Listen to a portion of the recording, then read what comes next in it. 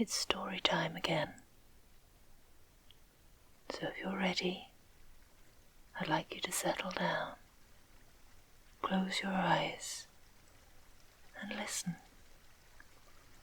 Today I'm going to read One Good Turn Deserves Another. Once upon a time there was a lad who was a fisherman, and every morning he shouldered his net and went down to the river to catch fish to sell in the town.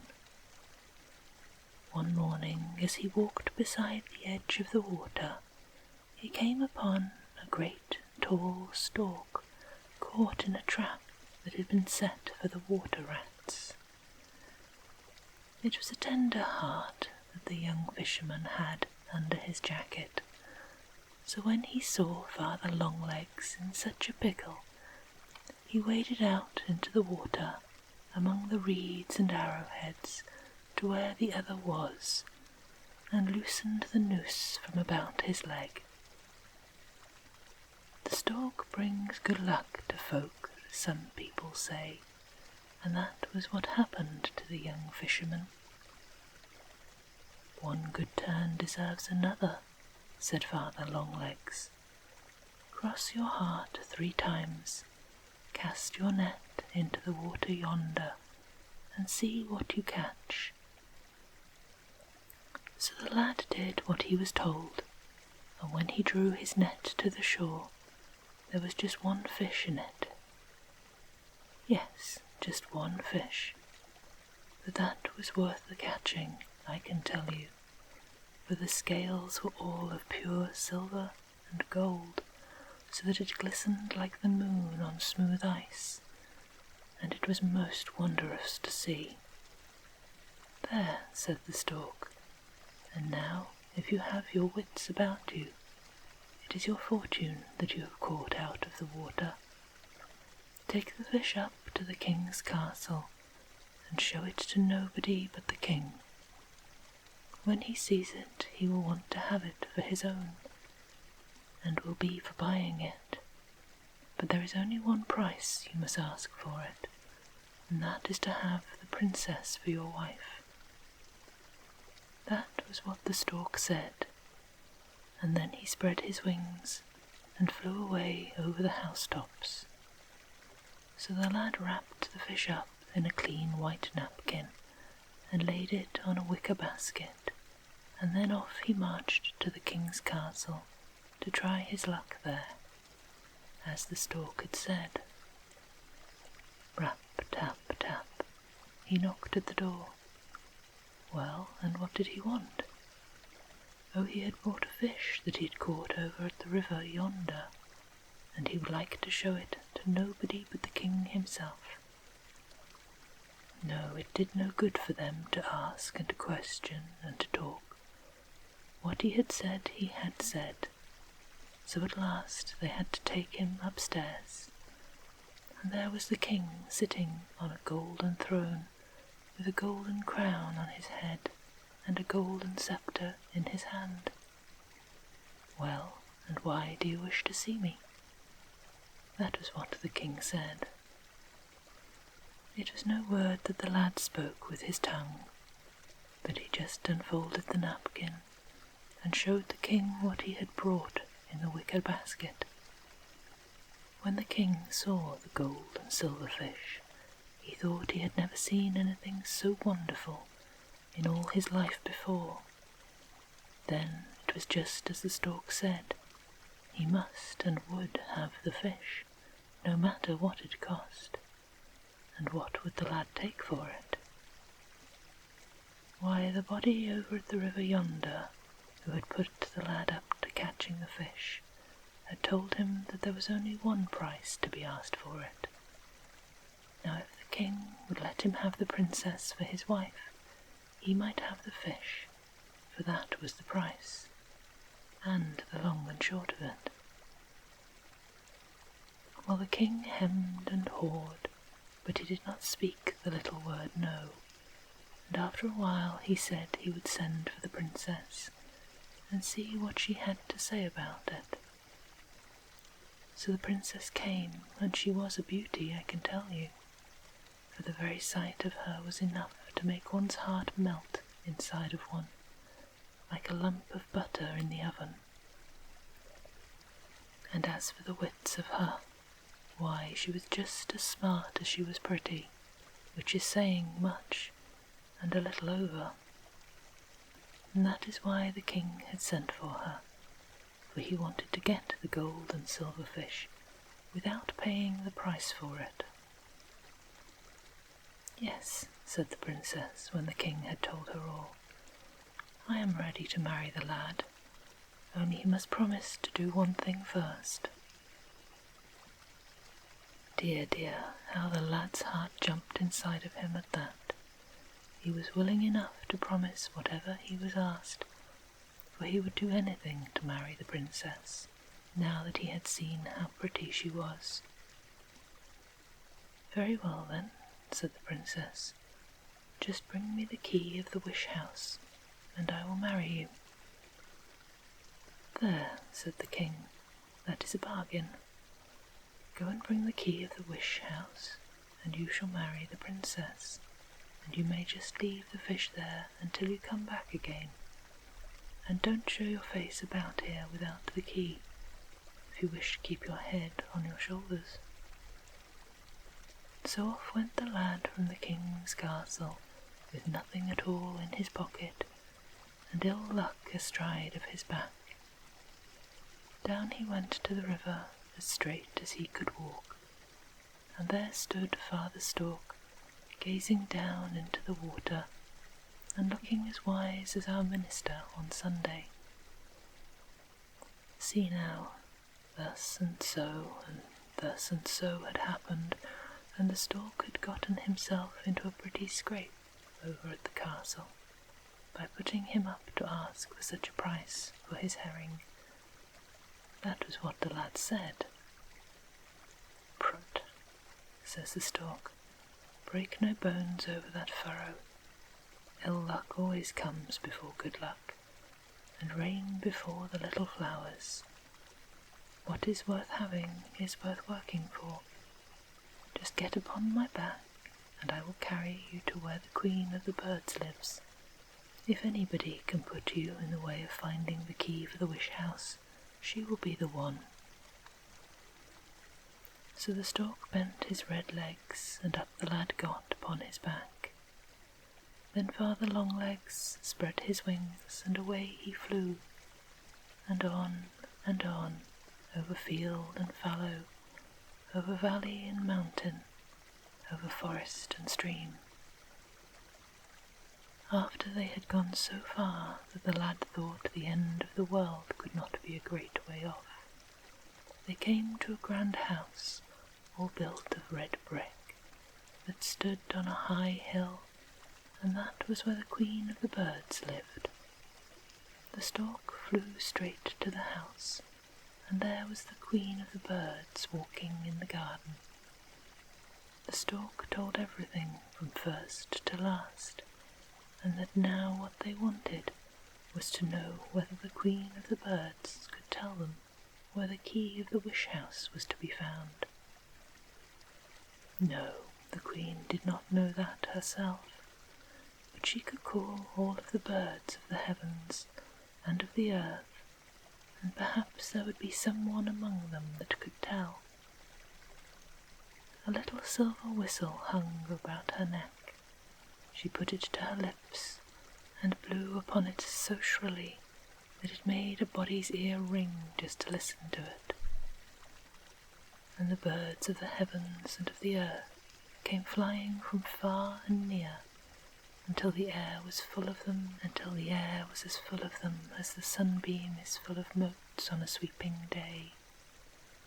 The queen of the birds asked them, one and all, from tomtit to the wild swan, if they could tell where the key of the wish house was to be found, but not a single one of them knew. After all the rest had spoken, there came flying an old eagle, so old he was as grey as the ashes upon the hearth, and he was 6 times as big as any of the rest. He had come from the other end of nowhere, and that is a long way off, as even simple Jack can tell you. That was what had kept him such a long time in the coming. And was it the key of the wish house they were talking about? Oh yes, the old eagle knew where the key of the wish house was, as well as he knew his bread and butter, for the old grey master that lives on the Iron Mountain had it hanging back of the kitchen door, and the eagle had seen it there more than once. "Very well," said the queen of the birds. "Then here is a lad who has come out into the old world hunting for that key, a good-hearted fellow who helped Father Stork out of a tight place over at the river yonder, where he had been caught in a trap set for the water rats. Now can you not help him find what he wants?" Well, the old eagle did not say no, for one good turn deserves another. So he took the lad on his back, at the root of his wings, and away he flew. One would have thought that the red-legged stork had flown far, but it was nothing at all compared to the journey that the eagle took. On and on he flew, for such a long way that I, for one, could never find words to tell you just how far away it was. At the same time, every journey must have an ending, and at last they came to a great iron mountain, with sides of which were as smooth as the face of a looking-glass.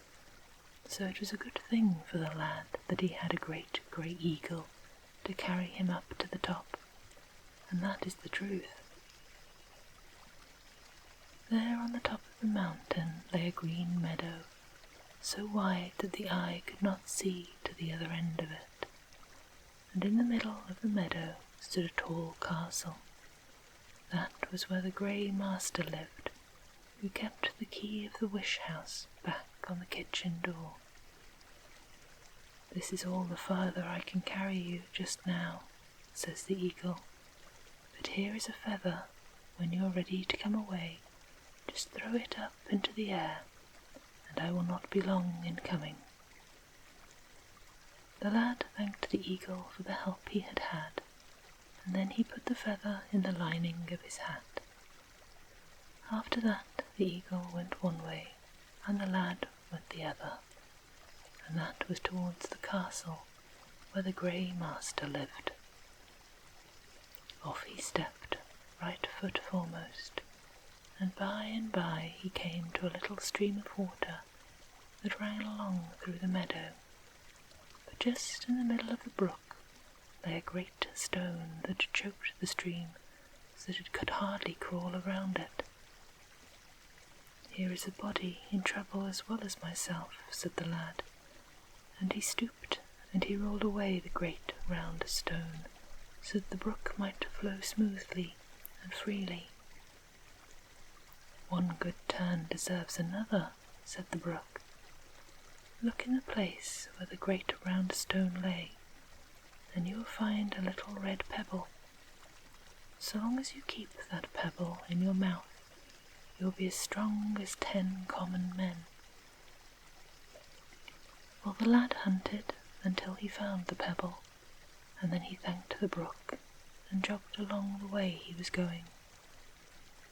By and by he came to an apple tree, and it was so loaded down with apples that the branches were bent to the very ground. "Here is another body weighed down by the cares of the world," said the lad. So he shook some of the apples off, and cut props to put under the branches that they may not be broken by the load. "One good turn deserves another," said the apple tree. "Look under my roots and you will find a golden apple. While you keep that in your bosom, neither fire nor water can harm you, for it is an apple from the tree of life." Well, the lad found the apple under the roots of the tree, and then said thank you, and went on his way. By and by he came to a place where he heard a great hubbub over the hedge.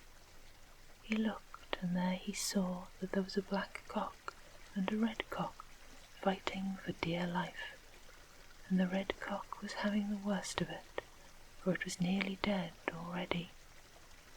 Here is another who is having the worst of the fight, thought the lad, and he jumped over the hedge and drove away the black cock with the staff he held in his hand. One good turn deserves another, said the red cock. I know what you have come hither to find, and I will give you a bit of advice that will be worth the having. When the Grey Master asks you what you want, tell him it is to watch his black cattle for one night. If you do that, he must give you whatever you ask for. And listen, this is what you must do to watch the cattle. When you open the stable door, there will come out 23 black cows, and after them a black bull, breathing fire and smoke.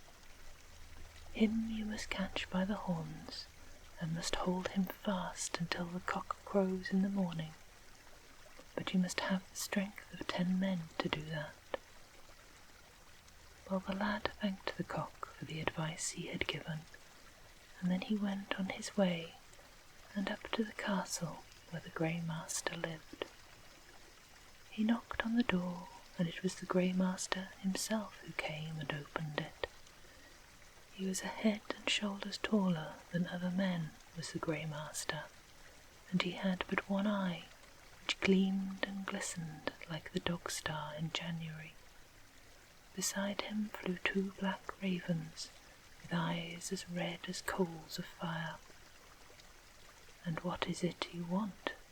Said the Grey Master. Oh, said the lad, I have come from over in the brown world yonder, and I want to watch your black cattle for one night. That is all I am after. When the Grey Master heard what the lad said, he frowned until his one eye shone like lightning. Very well, said he, you shall have a chance and try at what you want, but if you fail, your head shall be cut off and hung up over the gate yonder. That is not so pleasant to think of, said the lad. All the same, I will have a try and see what I can do. So in he came, and he and the Grey Master sat down to supper together. By and by, when the lad had eaten all that he wanted, the Grey Master told him it was time to go about the business he had come for. So off went the lad to the stable where the 24 black cattle stood, all in a row. He opened the door, and out they ran, helter-skelter, as fast as they could push, and whisk-pop, as soon as they had come out of the door, each cow changed into a black crow, and flew around and around the lad's head, as though it would beat his eyes out.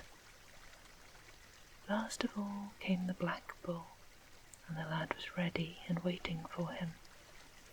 He clapped the red pebble into his mouth, and then he was strong as 10 common men. He caught the bull by the horns, and it might puff out fire and smoke as it chose, for it could do no harm because of the apple of life which he carried in his bosom.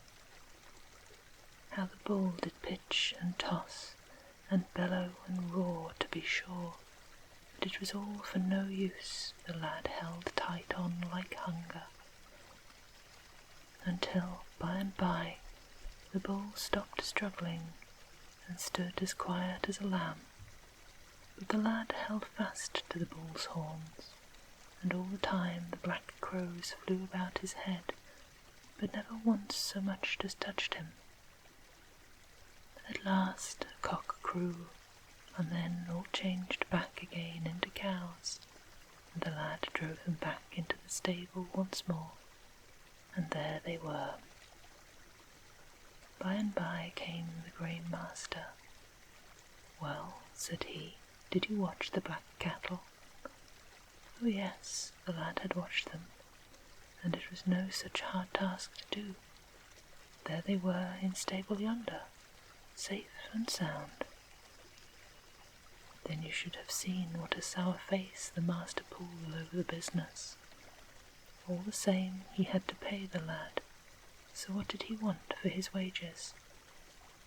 "Oh," said the lad, "it is a little that I want. If you will let me have the key that hangs from the back of the kitchen door, I will be satisfied."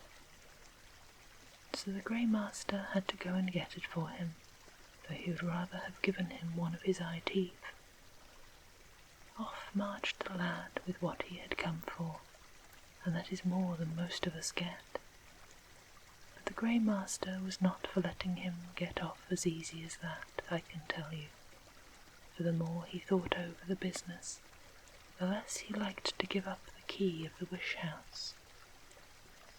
So after a while he took down the sword of sharpness which hung against the wall, slipped his feet into the shoes of speed that stood in the corner, took a peek into the book of knowledge which lay upon the shelf to see which way the lad had gone, and then set after him hot foot to get back what he had given away. Just as the lad got to where the apple tree stood, he looked over his shoulder, and there he saw the grey master coming over the hills. "And where shall I go now?" says he. "One good turn deserves another," said the apple tree. "Just come under my branches." So the lad did what he was told, and the apple tree drooped its branches about him until one could see neither hide nor hair of him. By and by up came the grey master, puffing and blowing.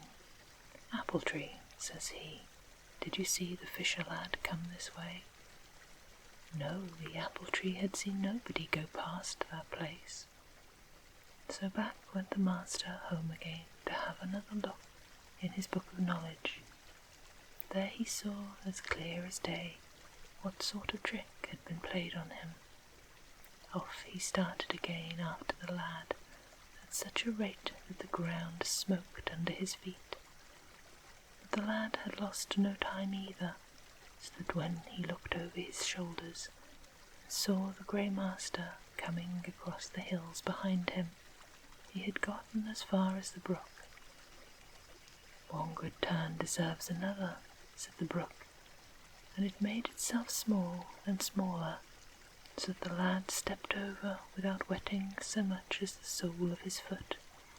Then it spread itself out again, 3 times as broad as before. Presently came the master, fuming like a pot on the fire. "Brook," says he, "did you see the fisher lad go by this way?" "Yes," said the brook, "there he is, just on the other side." And there he was, sure enough. The grey master never stopped to take off his shoes and stockings, but into the water he splashed as fast as he could go. Just as he reached the middle of the stream, the brook began to swell and grew large and larger until it carried away the grey master like a cork in the gutter, and there was an end of him. After that the lad went on without hurrying any more than he chose, till he came to the side of the mountain. He took the eagle's feather from out of his cap and threw it in the air, and there was the eagle before he had time to grow tired of waiting.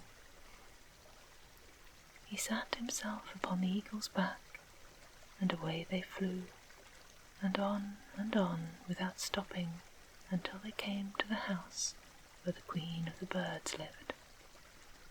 There was Father Longlegs, the stork, waiting for them. He took his turn in carrying the lad, and when they stopped it was just over beyond the king's castle. But the lad had been out into the world and had learned a thing or two. "See now," says he, "it was hasty cooking that burned the broth." And so he would not go up to the castle with his key of the wish house without first trying what door he could unlock with it himself. He took it out of his pocket and struck it a rap or two on the ground. "I should like," says he, "to have golden clothes upon my back, and to have a golden horse, and a golden greyhound that shall chase a golden hare." That was what he said, and he did not have to say it twice, for before he could wink, there they were, standing before him, just as he wanted. He leapt upon his horse, and away he rode after the greyhound and the golden hare. How the people in the castle did stare when they saw him riding past!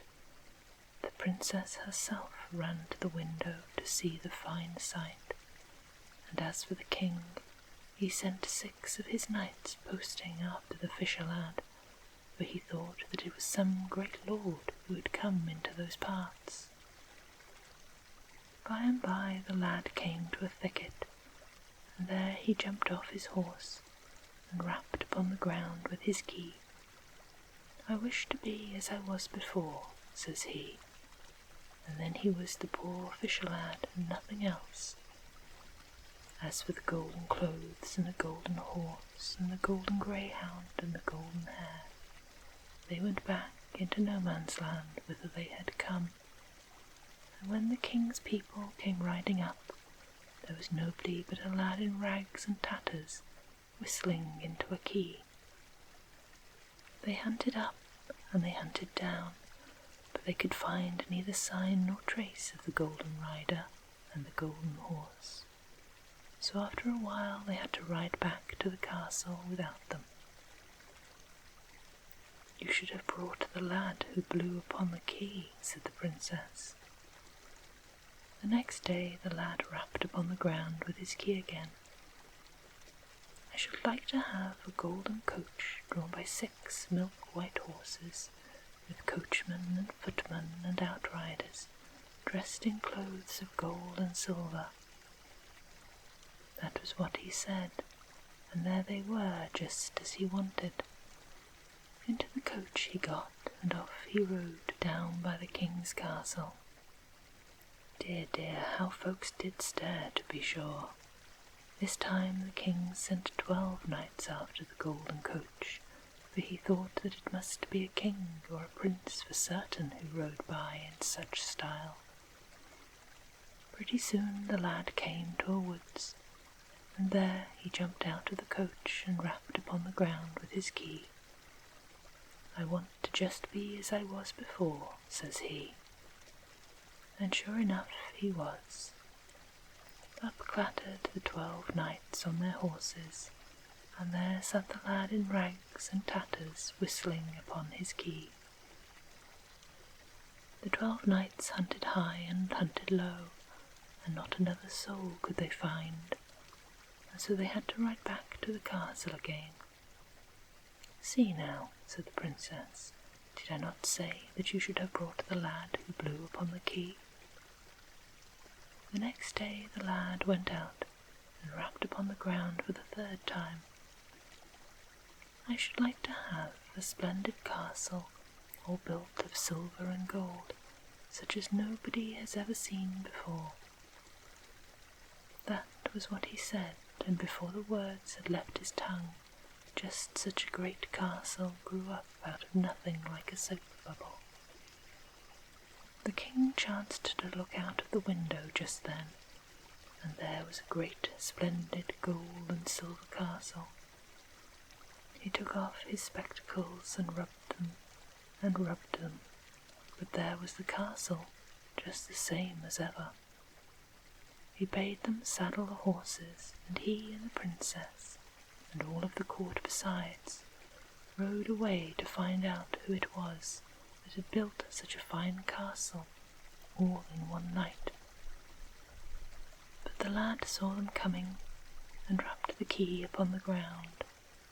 "I should like," said he, "for things to be just as they were before," and puff, away went the castle, like the light of a candle when one blows it out. Up came the king and the princess and all of the court, and not a speck of the grand castle could they find, but only a lad in rags and tatters, who sat upon a great round stone, and whistled upon a key. But the princess was a lass who could see through a millstone with a hole in it. So soon as she set her eyes upon him, she knew the whole business from beginning to end. Up she marched to him before them all, and took him by the hand. "Now I will marry you," said she, "for I see that you have brought the king of the wish house with you." And there she was, as wise as ever. For there may be many kings and princes in the world, but I have never yet heard of anyone except the fisher lad who had the key of the wish house. Have you? Peaceful slumbers. Sleep sweet.